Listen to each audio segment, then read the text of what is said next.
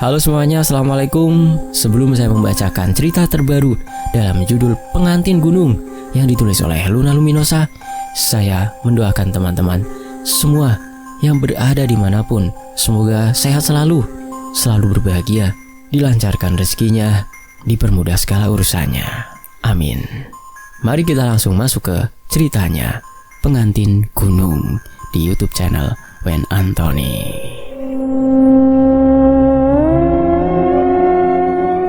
Bro, ini kabut kenapa makin tebal sih? Suara Doni memecah keheningan saat rombongan 6 orang itu tiba di pos 2. Biasalah, udah sore. Lagian kita naiknya udah tinggi kan? Jawab Abbas sambil melepas tas carrier yang berada di punggungnya. Kabut putih keabu-abuan menggulung pelan, menelan pepohonan cemara gunung dan pohon dadap yang menjulang tinggi di sekitar mereka. Beberapa pohon beringin tua dengan akar bergantung panjang tampak seperti jemari yang mencakar. Udara dingin menggigit kulit, membuat nafas mereka mengeluarkan uap tipis. Shelter kayu yang lapuk berdiri sendirian di tengah dataran kecil. Atapnya berlubang di beberapa bagian. Dinding kayunya menghitam karena usia. Kalian dengar gak tadi? Nilam tiba-tiba berhenti mengatur tenda. Matanya menatap hutan gelap di sebelah kiri mereka. Dengar apaan? Rian mengangkat kepala dari sleeping bag yang sedang dikeluarkannya. Nilam terdiam sejenak, telinganya seperti menangkap sesuatu. Dari kejauhan, samar-samar terdengar dentingan gamelan yang aneh. Tidak seperti gamelan biasa. Suaranya naik turun tidak beraturan. Itu suara gamelan ya? Tanya Maya, gadis berambut pendek yang biasanya paling berisik di antara mereka. Mungkin dari desa di bawah. Suara kan bisa naik ke atas. Joko mencoba memberikan penjelasan logis sambil menyalakan kompor portable. Akan tetapi, Nila masih berdiri mematung. Matanya tidak lepas dari barisan cemara dan pohon di hutan yang rimbun. Cabang-cabang yang lebat tampak seperti siluet. Akar beringin yang menggantung bergoyang pelan tertiup angin. Ada sesuatu yang bergerak di sana dengan cepat, melintas dari satu pohon ke pohon lain dengan kelincahan yang tidak wajar. Sosok itu besar, hitam dan tinggi. Ada yang lewat di sana, gumam Nilam pelan. Di mana? Doni ikut menoleh. Di antara pohon cemara itu tadi ada yang... Langkah kaki sangat jelas sekali, akan tetapi bukan langkah manusia. Seolah sedang mengintai mereka, mendekat perlahan. Mungkin monyet, Abbas berkata sambil tertawa, tapi suaranya terdengar dipaksakan. Kemudian mereka mendengar tawa anak kecil yang riang, bergema dari dalam hutan. Akan tetapi ada yang aneh dengan tawa itu. Ada anak kecil di sini, Maya menelan ludah. Bau amis mulai tercium pekat dan menyengat, seperti ikan busuk bercampur darah. Nila menutup hidungnya dengan punggung tangan. Matanya berair karena bau yang mual itu. Sementara yang lain juga mulai merasakan. Ekspresi mereka berubah. Ada yang batuk-batuk, ada yang mundur selangkah. Bau apaan ini? Rian mengibas-ibas udara di depan wajahnya. Tawa anak kecil itu semakin keras, bergema berkali-kali. Lalu perlahan tawa itu berubah menjadi suara rintihan yang panjang, mengiris hati. Seperti seseorang yang sedang kesakitan. Guys, ini udah aneh banget, ujar Maya berbisik. Tubuhnya bergetar. Tiba-tiba terdengar suara langkah kaki manusia yang nyata mendekat dari jalur pendakian.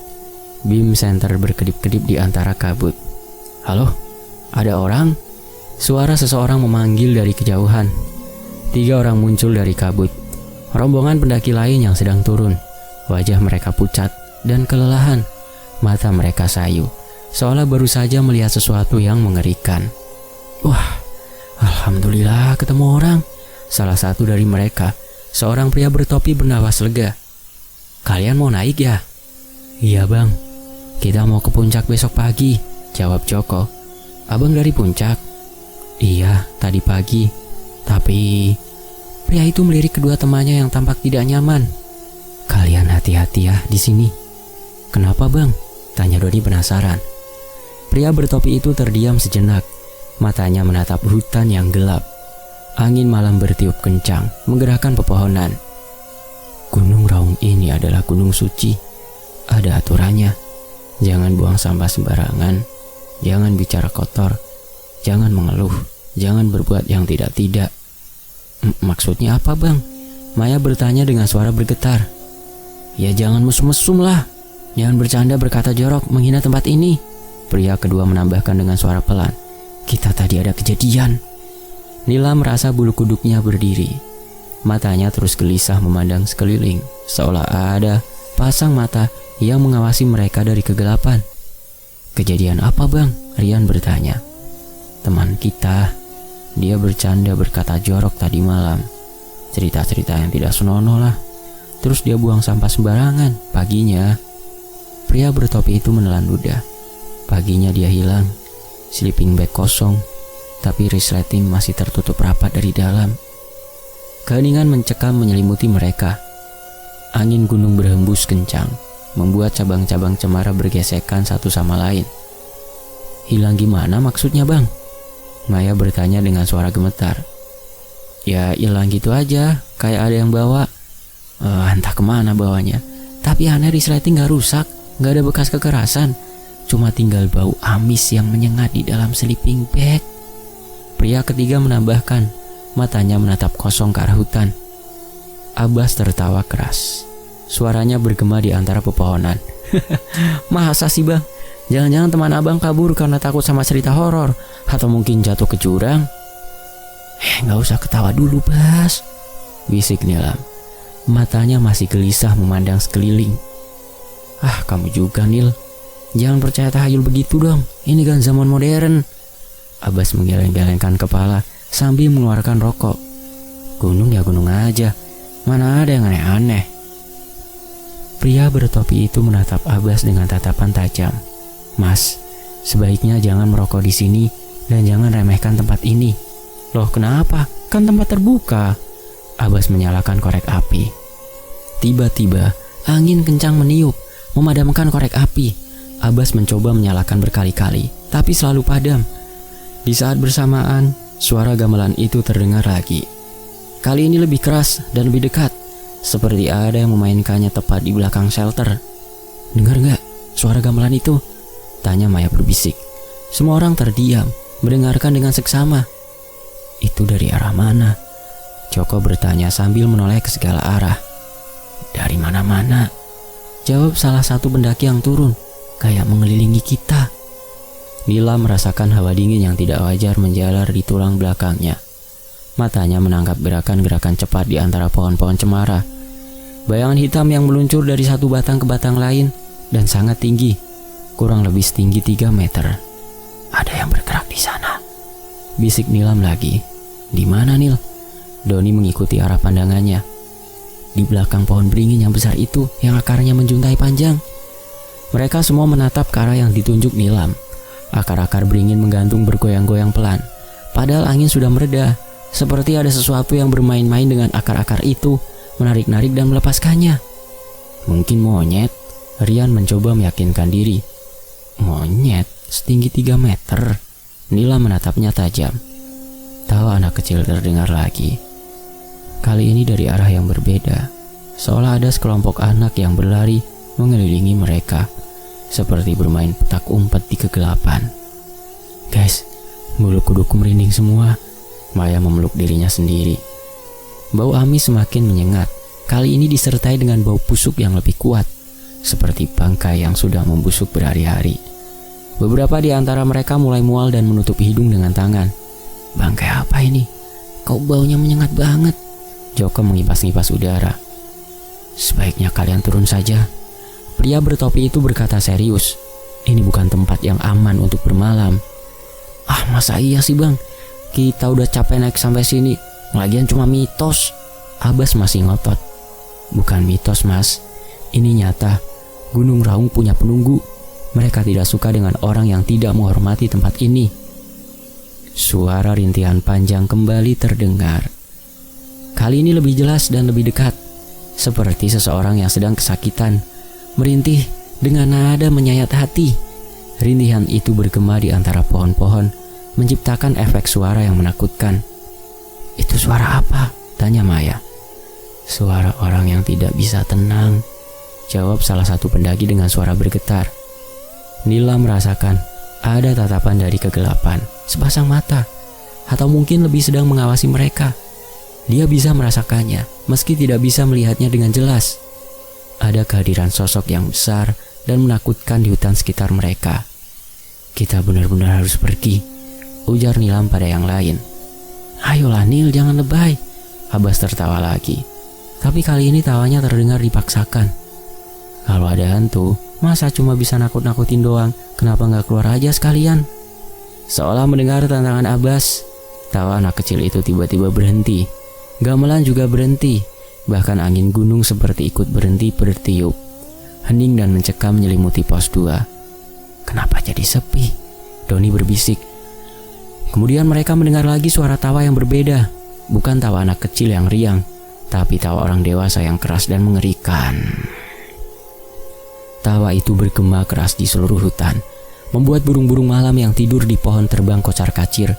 Bahkan pendaki yang hendak turun itu mundur beberapa langkah, wajah mereka pucat pasi. Sekarang kalian percaya? Kesal pria bertopi itu. Nila melihat sesuatu yang membuat darahnya membeku. Di antara pohon di hutan yang lebat, sepasang mata merah menyala menatap mereka. Mata itu besar dan penuh dengan amarah yang menyala-nyala. Ada mata merah di sana, tunjuk Nilam dengan suara hampir tidak ada. Di mana? Abbas ikut menoleh, dan kali ini tawanya berhenti total. Mata merah itu berkedip sekali, kemudian hilang. Akan tetapi, jejak kehadirannya masih terasa bahwa dingin yang mencekam, bau busuk yang menyengat. Kita harus turun sekarang, Maya berkata dengan suara gemetar. Sekarang juga.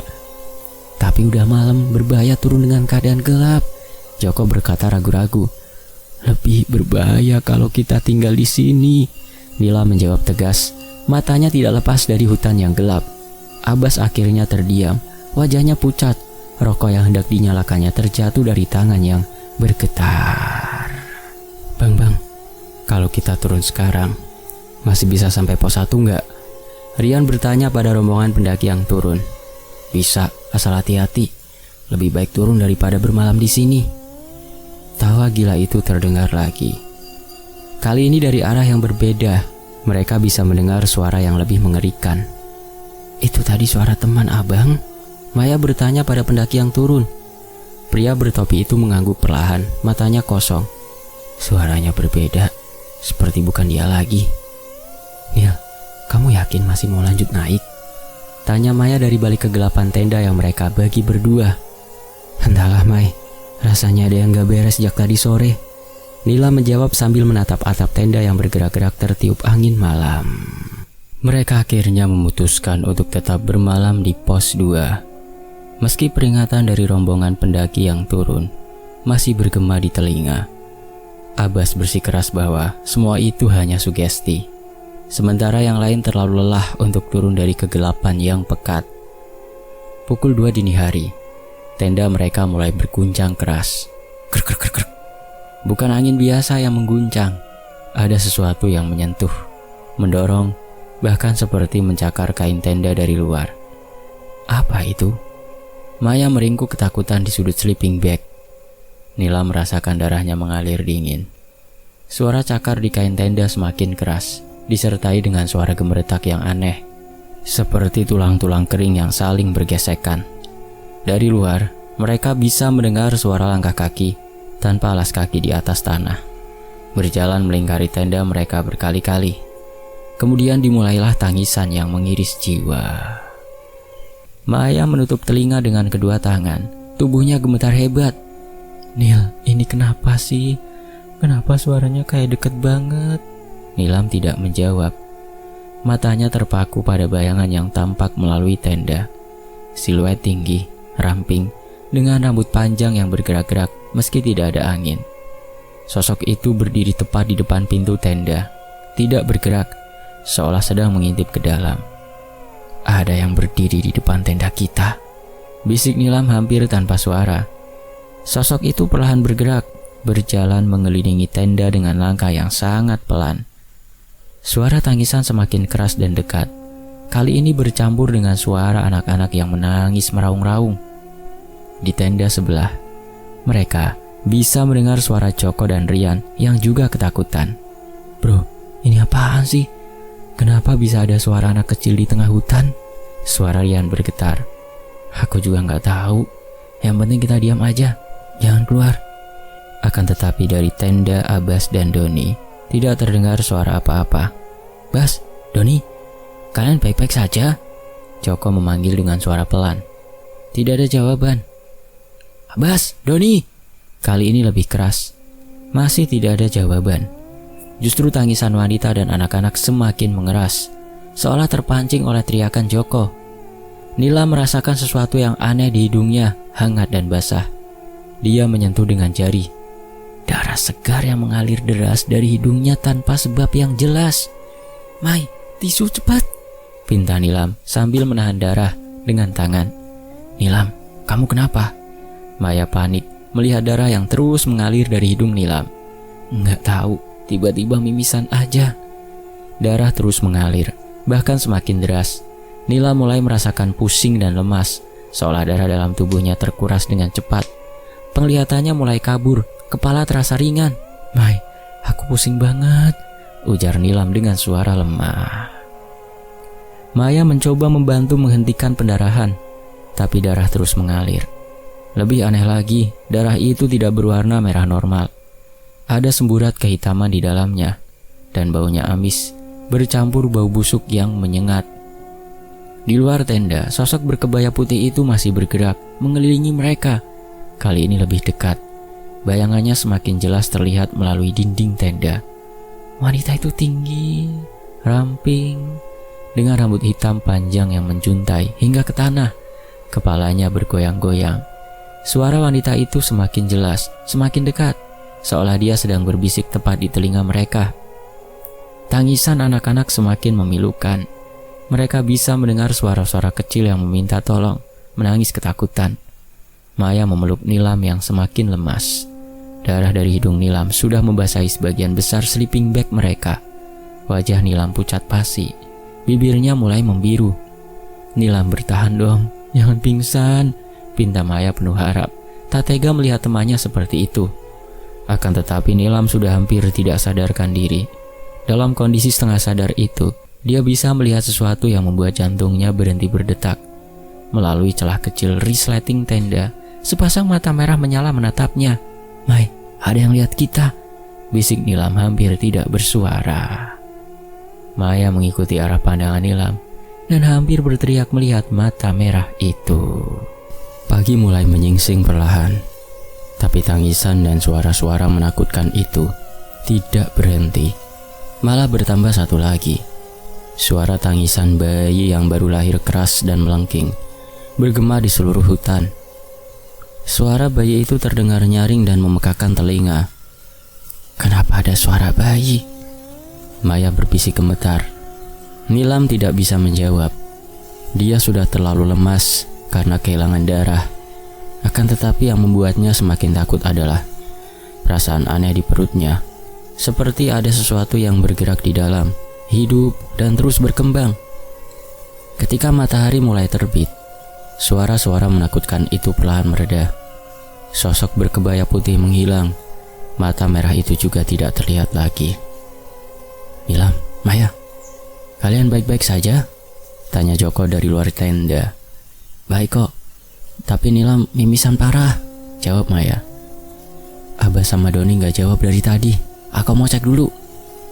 Mereka mendengar suara langkah kaki Joko menuju tenda Abbas dan Doni. Kemudian terdengar suara resleting dibuka. "Abbas, bangun, bangun bro." Suara Joko agak panik. "Abbas kenapa sih? Dari tadi melotot aja gak jawab dipanggil." Maya membantu Nilam keluar dari tenda. Nilam masih sangat lemah. Darah kering memenuhi wajah dan bajunya. Yang membuat mereka semua terkejut adalah penampilan Abbas. Pria yang kemarin masih skeptis dan sering tertawa itu kini duduk kaku di dalam tendanya. Matanya melotot, menatap ke satu arah tanpa berkedip. Mulutnya terbuka sedikit. Air liur menetes ke dagu. seperti orang yang sedang melihat sesuatu yang sangat menakutkan, tapi tidak bisa bergerak atau bersuara. "Bas, kamu kenapa sih?" Doni mengguncang bau Abbas, tapi tidak ada reaksi. "Dia kayak trauma berat," Rian mengamati dengan khawatir. "Nilam, bangun." Sari mengguncang tubuh Nilam yang masih terkapar lemah di tanah berbatu. "Ada apa denganmu?" Mata Nilam terbuka perlahan. Pupilnya berputar-putar, seperti kehilangan fokus. Keringat dingin membasahi wajahnya yang pucat pasi. Bibirnya bergetar. Aku merasakan sesuatu bergerak di dalam perutku," ucap Nilam dengan suara yang penuh ketakutan.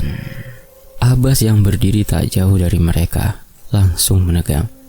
Wajahnya memucat, tangannya bergetar saat melihat Nilam mulai meringkuk kesakitan. Ia tahu ada yang tidak beres, tapi mulutnya terkunci rapat oleh rasa takut dan penyesalan yang menggerogoti jiwanya selama berjam-jam. "Bergerak? Maksudmu apa?" Doni berlutut di samping Nilam.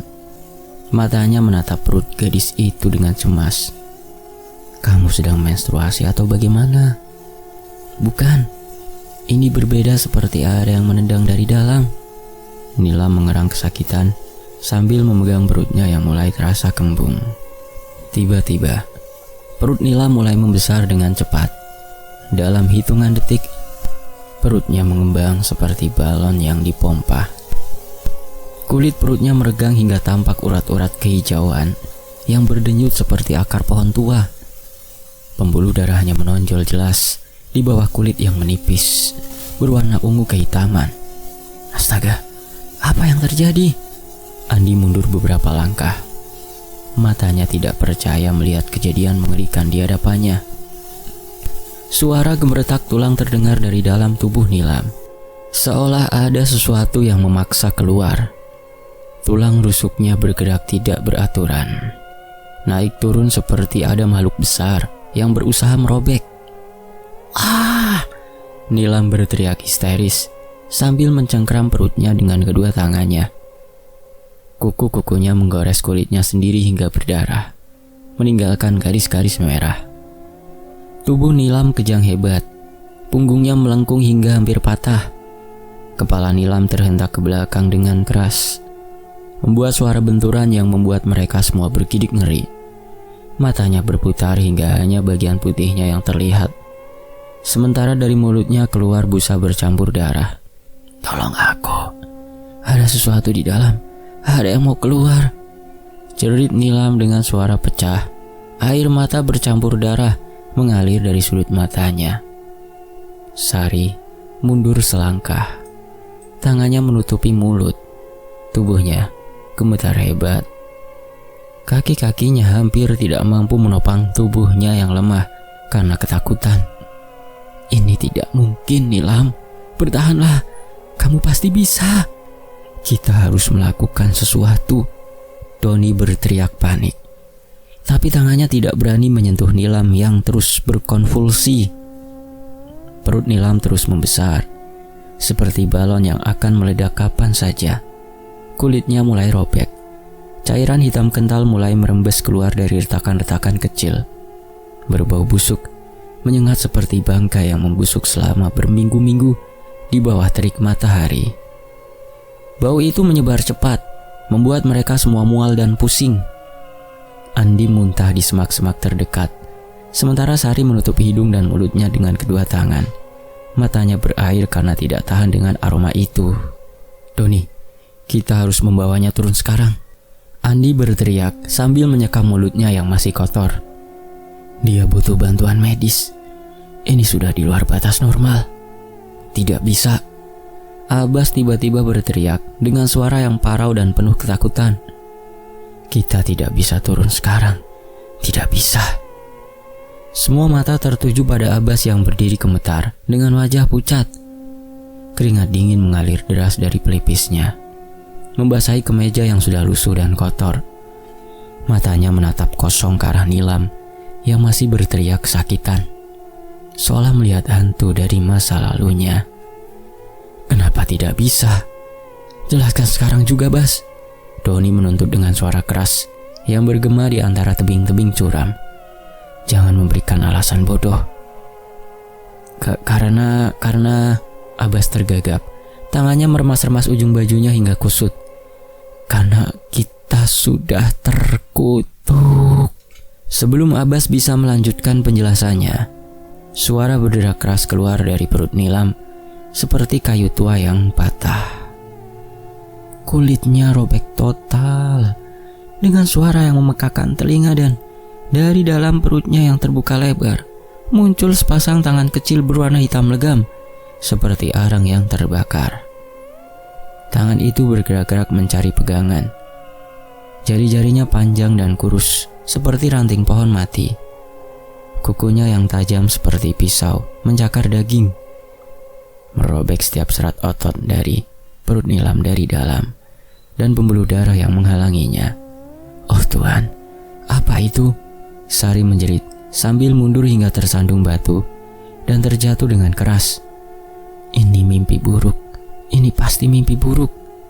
Nilam tidak lagi berteriak, matanya terbelalak kosong menatap langit yang semakin gelap. Pupilnya mengecil seperti jarum. Nafasnya tersendat-sendat dengan tidak beraturan. Dadanya naik turun. Dari mulutnya keluar suara gargling yang mengerikan, seolah tenggorokannya dipenuhi darah kental yang mengental. Perlahan-lahan dengan gerakan yang menyiksa untuk dilihat, sosok kecil itu mulai keluar sepenuhnya dari perut Nilam yang robek. Bayi hitam sebesar anak manusia normal, tapi kulitnya merah membara, mengkilap basah oleh darah dan cairan ketuban yang berwarna hitam pekat. Matanya menyala merah, dan dari mulut mungilnya keluar tangisan yang memilukan sekaligus mengerikan. Suara itu bukan tangisan bayi biasa. Tangisan bayi itu bergema di seluruh gunung dengan kekuatan super, membuat batu-batu besar bergetar dan dedaunan berguguran seperti hujan daun kering. Burung-burung terbang berhamburan panik, sementara suara serangga tiba-tiba terhenti total. Ini mimpi buruk. Ini pasti mimpi buruk. Andi bergumam sambil menggelengkan kepala dengan keras. Tangannya memukul-mukul kepalanya sendiri. Aku pasti sedang bermimpi. Bangun, bangun. Bayi hitam itu perlahan mengangkat kepalanya. Lehernya berputar dengan sudut yang tidak mungkin dilakukan manusia normal. Matanya yang menyala merah menatap satu persatu wajah mereka dengan tatapan yang penuh kebencian mendalam. Ketika pandangannya bertemu dengan mata Abbas yang ketakutan, mulut kecilnya menyeringai lebar, menampakkan deretan gigi tajam seperti jarum yang berkilau basah oleh darah segar. Papa. Suara bayi itu tiba-tiba berubah menjadi suara dewasa dan menggema. Papa yang sudah menodai tempat suci, akhirnya kita bertemu. Abbas langsung jatuh terduduk dengan keras. Tubuhnya gemetar tak terkendali, seperti daun di tengah badai. Air ludahnya mengalir tidak terkontrol. Matanya membelalak penuh teror. Tidak, ini tidak mungkin. Ini tidak nyata. Bayi itu tertawa dengan suara yang memekakan telinga, bercampur tangis dan jeritan kesakitan. Tubuhnya mulai mengepul dan berubah menjadi kabut hitam pekat yang berputar-putar di udara. Kabut itu membentuk pusaran yang mengisap udara di sekitarnya dengan kekuatan dahsyat, membuat mereka semua merasa sesak nafas dan pusing. Angin kencang bertiup dari pusaran itu, membawa aroma busuk yang semakin pekat. Kalian telah menodai tanah keramat. Suara menggelegar dari dalam kabut dengan kekuatan yang membuat telinga mereka berdenging. Sekarang bayar dengan nyawa kalian. Kabut itu tiba-tiba lenyap tanpa jejak, meninggalkan keheningan yang mencekam dan menakutkan. Nilam terkapar tidak bergerak di tanah. Perutnya koyak terbuka dengan darah yang menggenang di bawah tubuhnya seperti danau kecil berwarna merah kehitaman. Nafasnya masih terdengar lemah dan terputus-putus. Tapi matanya kosong menatap langit yang dipenuhi awan. Wajahnya pucat seperti mayat, bibirnya biru kehitaman. Nilam, dengar aku. Sari berlutut di samping sahabatnya. Tangannya bergetar hebat saat menyentuh pipi Nilam yang dingin seperti es. Bertahanlah, kamu harus bertahan. Kita harus turun sekarang juga. Doni bangkit dan mulai mengemas barang-barangnya dengan terburu-buru. Tangannya gemetar saat memasukkan barang-barang ke dalam tas. "Ayo, bawa Nilam. Kita harus mencari bantuan." "Tunggu." Andi menunjuk ke arah jalur turun dengan mata yang membelalak ngeri. "Lihat itu jalurnya." Jalur setapak yang kemarin mereka lewati untuk naik sudah tidak terlihat lagi sama sekali. Yang ada hanya jurang yang lebar dengan kabut tebal mengepul dari dasarnya seperti asap. Pohon-pohon besar tumbuh menghalangi jalan dengan cabang-cabang yang saling melilit. Seolah dalam sekejap mata, hutan telah menutup semua jalan keluar dengan sengaja. "Jalurnya hilang," Sari berbisik dengan suara gemetar yang hampir tidak terdengar. "Bagaimana bisa? Kemarin jelas ada." Kita terperangkap." Doni menelan ludah dengan susah payah. Tenggorokannya kering. Tidak ada jalan keluar dari tempat kutukan ini. Abbas yang masih terduduk lemas tiba-tiba tertawa histeris. Suaranya pecah, bercampur tangis dan tawa, seperti orang yang sudah kehilangan kewarasan. Tubuhnya bergoyang ke depan dan belakang, seperti orang gila yang terkurung di rumah sakit jiwa. "Kita akan mati di sini.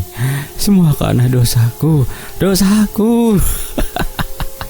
Kita semua akan menjadi makanan penunggu gunung ini." "Abbas, kendalikan dirimu." Andi mengguncang bahu Abbas dengan keras. Matanya menyala marah dan frustasi. "Ceritakan apa yang sebenarnya terjadi. Apa yang kamu sembunyikan dari kami?" "Aku tidak bisa." Abbas menggeleng sambil terus tertawa histeris. Air mata dan ingus bercampur di wajahnya. "Kalian akan membenci aku. Kalian akan membunuhku dengan tangan kalian sendiri." Doni yang sudah mencapai batas kesabaran langsung mencengkeram kerah baju Abbas dan mengangkatnya paksa hingga kaki Abbas hampir tidak menyentuh tanah. Matanya menyala marah seperti api, rahangnya mengeras, otot-otot lengannya menegang. "Katakan sekarang, atau aku yang akan membunuhmu terlebih dahulu," bentak Doni dengan suara menggelegar yang bergema di antara tebing. "Jangan main-main denganku." Abbas berhenti tertawa secara tiba-tiba. Air mata mengalir deras dari matanya yang merah dan bengkak seperti orang yang tidak tidur selama berhari-hari. Tubuhnya lemas, tidak ada lagi perlawanan atau gertakan. "Baik, aku akan cerita semuanya." Suara Abbas berubah menjadi bisikan parau yang hampir tertelan angin. "Tapi kalian harus berjanji tidak akan meninggalkan aku di sini sendirian untuk mati. Cerita dulu dengan jujur, baru kita bicara soal janji-janji." Sari menjawab dingin, matanya menatap tajam ke arah Abbas dengan tatapan penuh kebencian dan kekecewaan. Abbas menarik nafas panjang dan terputus-putus. Tangannya mengelap air mata yang tidak berhenti mengalir. Ia melirik ke arah Nilam yang tergeletak tidak berdaya dalam genangan darahnya sendiri, lalu ke arah pohon besar keramat yang menjulang menakutkan dalam kegelapan malam. Malam itu, ketika kalian semua tidur nyenyak, suara Abbas terhenti sejenak, tenggorokannya terasa tercekik. Aku dan Nilam, kami berdua." "Kalian berdua apa? Jangan bertele-tele." Doni mendesak dengan suara kasar. Cengkramannya ke kerah Abbas semakin kuat hingga hampir mencekiknya. Kami melakukannya." Abbas akhirnya mengaku dengan suara yang hampir tidak terdengar. Kepalanya tertunduk malu dan takut. "Di bawah pohon keramat itu kami berdua melakukan perbuatan dosa. Kami bercinta di tempat yang dilarang." Hening menyelimuti mereka. Mata semua orang membelalak tidak percaya. Mulut mereka terbuka, tapi tidak ada suara yang keluar. Angin malam bertiup kencang, membawa aroma darah dan busuk yang semakin menyengat hingga membuat mereka semua mual. "Tidak mungkin!"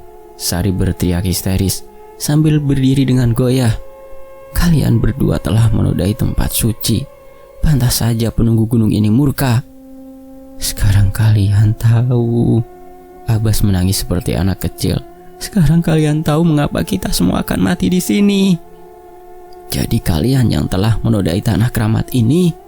Suara tua serak dan itu muncul dari balik kabut tebal yang tiba-tiba menyelimuti mereka. Sosok laki-laki berambut putih panjang muncul perlahan.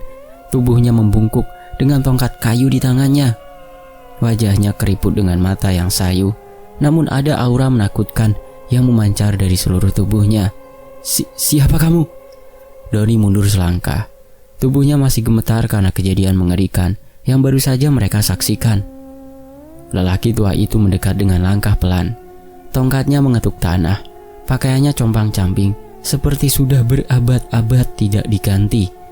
Bau busuk menguar dari tubuhnya yang kurus kering. Aku adalah kuncen gunung ini, jawab laki-laki tua itu dengan suara yang bergema. Sudah puluhan tahun aku menjaga keseimbangan antara dunia manusia dan penunggu gunung. Sari yang masih berlutut di samping Nilam mengangkat kepalanya. Air mata membasahi pipinya. Tolong Nilam, dia sekarat. Kuncen itu memandang Nilam yang tergeletak lemah dengan tatapan yang sulit ditebak. Matanya berkilat dalam gelap dan menggelengkan kepala perlahan sambil mendesah panjang. Terlambat, gumam laki-laki tua itu. Dia sudah ditandai. Benihnya sudah ditanamkan di dalam rahimnya. Apa maksudmu? Andi bertanya dengan suara bergetar, meskipun di dalam hatinya ia sudah bisa menebak jawaban yang mengerikan. Kuncen itu menunjuk ke arah pohon besar keramat dengan tongkatnya. Getah merah mengalir dari batangnya, menetes ke tanah. Pohon itu adalah tempat bersemayam penunggu gunung, makhluk yang sudah ada sejak zaman nenek moyang kita. Jelasnya dengan nada datar. Ketika ada manusia yang melakukan perbuatan tak senonoh di dekatnya, penunggu akan murka dan menuntut balasan. Abbas yang masih terduduk lemas tiba-tiba merangkak mendekat. Tubuhnya gemetar hebat. Wajahnya pucat pasi dengan mata merah. Aku yang bersalah, teriakan histeris sambil mencengkeram kaki Kuncen. Aku yang memaksa Nilam. Ambil nyawaku saja, jangan sakiti dia. Kuncen itu memandang Abbas dengan tatapan dingin. Tanpa sedikit pun rasa iba, ia mengangkat tongkatnya dan menunjukkannya ke dada Abbas, membuatnya mundur dengan ketakutan. Penunggu tidak peduli siapa yang memulai, yang dia inginkan hanyalah gadis itu.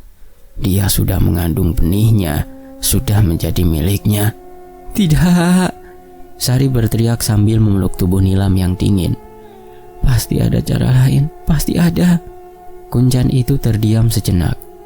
Matanya menatap jauh ke arah puncak gunung yang tertutup awan hitam. Ada satu cara, kata Kuncen akhirnya. Tapi kalian tidak akan menyukainya. Katakan apapun itu, Doni memohon dengan putus asa. Kuncen itu menatap Nilam yang masih tergeletak lemah. Darah masih mengalir perlahan dari luka di perutnya. Wajahnya sudah sangat pucat. Bibir yang dulu merah merona kini biru kehitaman. Gadis itu harus menjadi pengantin penunggu gunung, ucapnya dengan nada yang tidak bisa dibantah. Dia harus menikah dengan penunggu, menjadi pendampingnya untuk selamanya. Itu mustahil, Andi berkata lirih. Dia masih hidup dan masih bisa diselamatkan. Jika tidak, Kuncen melanjutkan tanpa menghiraukan protes Andi. Kalian semua akan mati di gunung ini. Tidak ada yang boleh turun hidup-hidup. Itulah hukum gunung keramat. Mata mereka semua tertuju pada Nilam yang terbaring tak berdaya. Gadis yang tadi beberapa hari yang lalu masih tertawa ceria, kini seperti mayat hidup. Ada berapa lama waktu untuk memutuskan? Sari bertanya dengan suara parau. Tangannya tidak berhenti mengelus rambut Nilam yang basah oleh keringat dingin. Sampai senja, jawab Kuncen sambil menunjuk ke arah timur. Ketika matahari terbenam, keputusan harus sudah dibuat. Jika gadis itu menolak, kalian semua akan menjadi makanan penunggu gunung. Abbas tiba-tiba bangkit dan berlutut di hadapan Kuncen. "Aku mohon ambil aku saja," isaknya putus asa. "Aku yang bersalah dan melakukan dosa. Jangan korbankan Nilam." "Aku sudah melakukan kesalahan yang tidak bisa dimaafkan," lanjut Abbas sambil memukul dadanya sendiri dengan keras. "Aku yang memaksa dia. Bunuh aku saja." Kuncen itu menggelengkan kepala dengan ekspresi yang tidak berubah. Matanya yang sayu menatap Abbas dengan tatapan kosong. "Penunggu gunung hanya menginginkan gadis itu," katanya dingin. "Penyesalanmu tidak ada artinya. Baginya yang sudah terjadi tidak bisa diubah. Lalu kami harus diam saja melihat sahabat kami dikorbankan?" Doni bertanya dengan nada marah yang tertahan. "Tidak ada cara lain sama sekali." "Tidak ada," Kuncen menjawab tegas. "Itulah konsekuensi dari perbuatan kalian. Setiap tindakan pasti ada balasannya." Nilam yang tadinya tidak sadarkan diri tiba-tiba membuka matanya. Suaranya keluar dengan susah payah. Setiap kata yang keluar dari bibirnya membutuhkan tenaga yang luar biasa. Aku mendengar semuanya," Nilam berkata lemah, menatap wajah teman-temannya satu persatu. "Aku tahu apa yang harus kulakukan." "Nilam, jangan bicara dulu," Sari menenangkan sambil mengelap keringat dingin dari dahi sahabatnya. "Kamu harus menghemat tenaga." "Tidak," Nilam menggeleng perlahan. "Aku sudah merasakan sesuatu di dalam diriku." Nilam meletakkan tangannya di atas perut yang masih menganga. Darah segar masih mengalir dari luka itu. Tapi Nilam seolah tidak merasakan sakit lagi. "Aku bisa merasakan makhluk itu di dalam sana," lanjut Nilam dengan suara yang semakin lemah. "Dia sudah menandaiku dan memilihku." "Jangan bicara seperti itu," Andi memprotes dengan mata berkaca-kaca. "Kita pasti bisa menemukan jalan keluar." Nilam tersenyum tipis, senyum yang menyayat hati mereka semua. "Kalian adalah sahabat-sahabat terbaikku," Nilam berucap lirih. "Aku tidak akan membiarkan kalian mati karena kesalahan yang aku lakukan." "Nilam." Sari menangis tanpa suara. Dadanya sesak oleh emosi yang campur aduk. "Aku menerimanya," Nilam berkata dengan suara yang semakin melemah. "Aku akan menjadi pengantin penunggu gunung asal kalian semua bisa pulang dengan selamat." Tangisan mereka pecah bersamaan. Bahkan Abbas yang tadinya histeris kini menangis dalam diam. Tangannya menutupi wajah dengan rasa bersalah yang menggerogoti jiwanya. Kuncen itu mengangguk puas, seolah sudah mengharapkan keputusan ini sejak awal. "Keputusan yang bijak," katanya sambil berdiri. "Ritual akan dimulai menjelang senja. Bersiaplah." Kuncen itu menghilang kembali dalam kabut, meninggalkan mereka. Angin siang bertiup semakin kencang, membawa aroma bunga melati. "Maafkan aku, Nilam," Abbas berbisik putus asa. "Maafkan aku." Nilam hanya tersenyum lemah. Tangannya meraih tangan Sari dengan sisa tenaga yang dimilikinya. "Jaga diri kalian dan jangan pernah kembali ke tempat ini." Siang berlalu begitu lambat.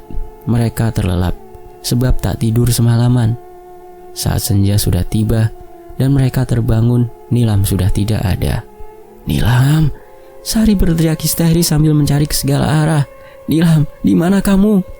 Mereka semua bangkit dan mencari dengan panik. Abbas berlari ke sana kemari seperti orang gila. Mulutnya tidak berhenti memanggil nama Nilam. "Nilam, Nilam!" teriak Abbas sambil berlari menuju pohon keramat. Di sana, di salah satu cabang pohon besar, tergantung sebuah kebaya putih berlumuran darah segar, berkibar tertiup angin pagi. "Tidak, tidak, tidak!" Abbas berteriak sambil berlutut di bawah pohon. Tangannya meraih-raih ke atas dengan putus asa. Tiba-tiba kabut tebal yang menutupi jalur turun, mulai lenyap perlahan. Pohon-pohon yang menghalangi jalan mulai bergeser sendiri, membuka jalan setapak yang tadi hilang.